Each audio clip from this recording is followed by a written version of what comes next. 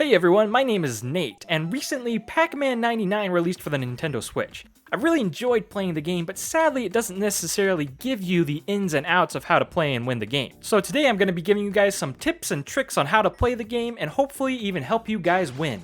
So starting up a game, you are treated to this screen, and there is a lot going on here, so let's break down everything so we can have a better understanding of what's going on. Now looking at the screen, we can see Pac-Man and we can also see the ghosts, and they move in the way you think that they would move in a traditional Pac-Man game. However, there's a couple of things on the screen related to the gameplay that are different from a regular Pac-Man game.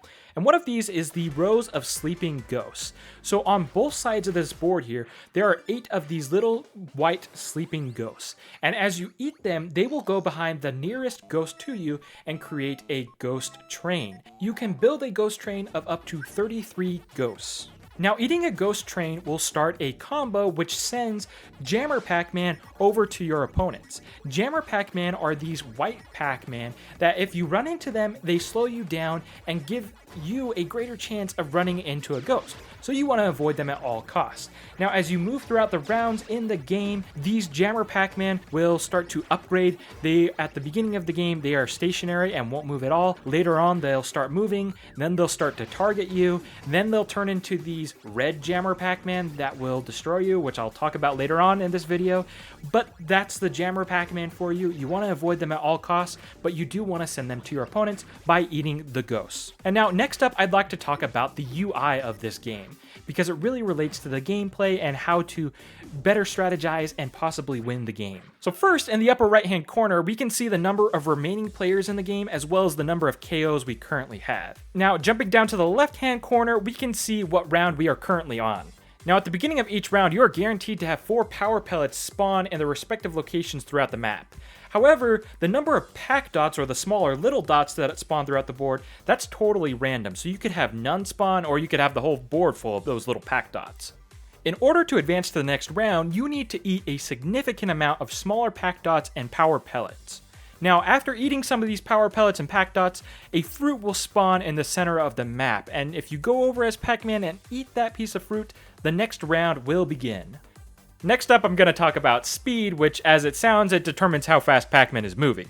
Pac-Man maxes out at a speed of 10 and his slowest speed is 0. Now, in order to increase the speed of Pac-Man, you simply need to eat all of the pack dots on the screen before starting the next round. And if you happen to start a round with no pack dots, lucky you, because you get a speed increase automatically. Now, I highly recommend in the early rounds of the game trying to increase your speed as quickly and as soon as possible. This will really help you in the late game because in the later rounds, things start to get pretty hectic and it's hard to get all of those pack dots in a later round. Next up, I want to talk about the different strategies you can use to your advantage. Now, with the A, B, X, and Y buttons, you can deploy a couple of different style strategies. Now, what this means is that when Pac-Man eats a power pellet, as long as the timer in the center of the screen is going, he will be able to pick up a special ability depending on whatever style you have chosen. Now, the first strategy I want to talk about is the standard strategy.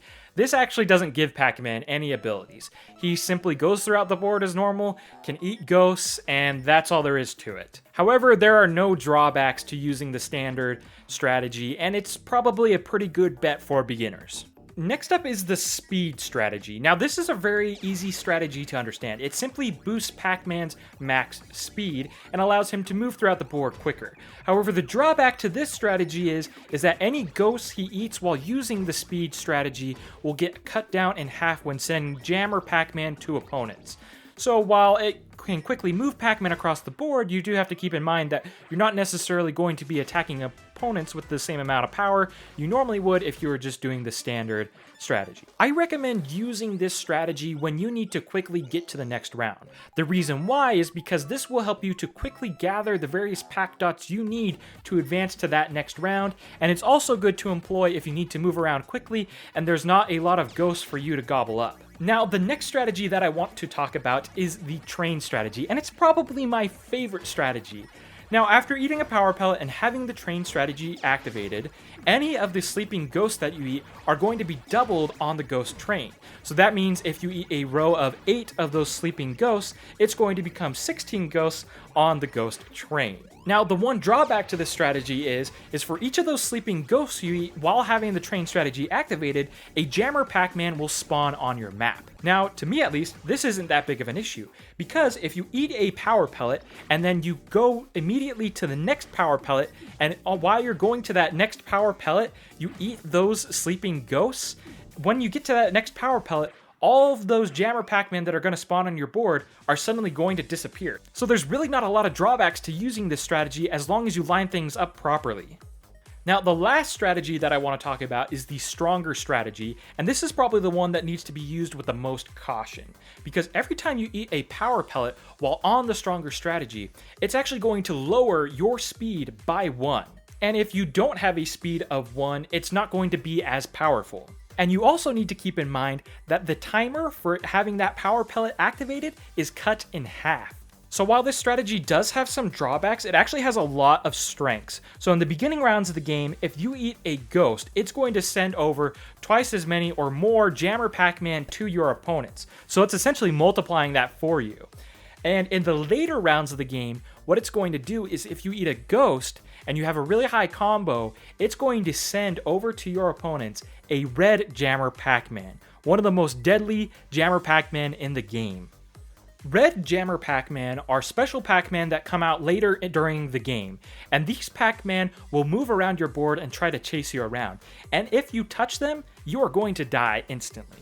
So you want to avoid them at all costs. Now the question is, how do you avoid them? Well, there's a couple of different ways. Number one, if you eat a power pellet, all of the red Jammer Pac-Man are going to stop moving. However, your opponents can spawn a lot of these red Jammer Pac-Man on your board. So in order to get rid of them, if you advance to the next round, all of those red Jammer Pac-Man are going to disappear.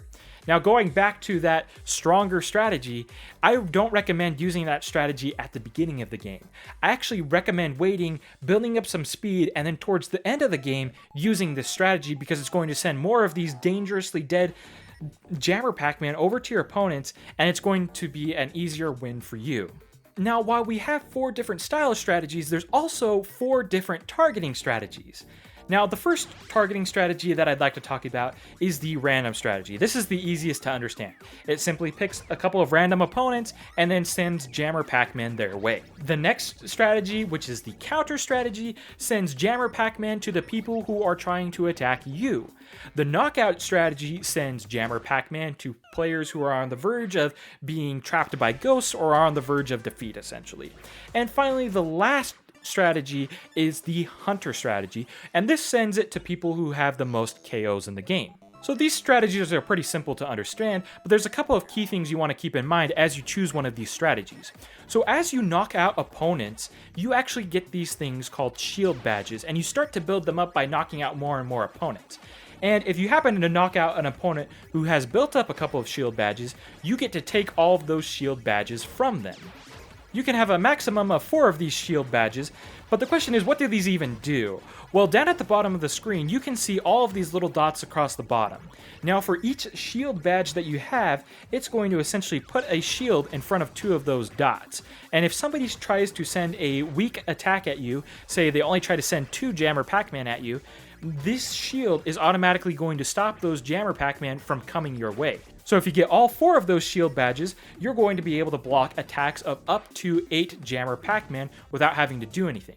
This is actually pretty helpful and useful, especially in the late game, as more people might be targeting you if you have more KOs, and this will be able to quickly block them from essentially trying to stop you and make you run into a ghost. Now, I've just shared with all of you a couple of tips and tricks on how to play the game better, and I'd like to share with you guys my overall strategy for playing the game. When I first start off a game, I typically try to eat all of those pack dots on the screen, and I'm typically using the train strategy early on.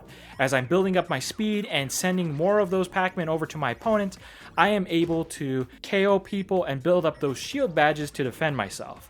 And as I get into the later rounds, I find myself using a combination of the speed strategy strategy and the stronger strategy a lot. The speed strategy I use to quickly advance to next round, because if I need to eat a lot of those pack dots to make a fruit spawn, I'll use the speed strategy to help me do that. And then if I have a big train of Pac-Man that I've built up with the train strategy, I'll then activate the stronger strategy to then eat a bunch of those Pac-Man and send them to opponents to hopefully have some red Pac-Man spawn and knock them out. And that's overall my strategy, and it's actually helped me get into the top 10 on almost every round I've played. So it's been a pretty good strategy. Now I hope it helps you guys, and granted this strategy is not going to work for everyone. And if you're having a tough time playing the game, I would recommend going with the random strategy and the standard strategy for those two strategies that you can pick. This will be fairly simple, there's no drawbacks to any of these two things, and as you get a hang of the general movement of Pac-Man and how ghosts move and the different paths you can take to avoid them and run away, you can improve your strategy and try to maybe implement some of the ones that I have recommended. Well, I put a lot of work into this video and trying to figure out these different strategies and figure out exactly how the game works since there was no manual for it. So if you enjoyed the video, please consider hitting that subscribe button for more Nintendo related content from me. And I will see you guys in the next one. Bye-bye.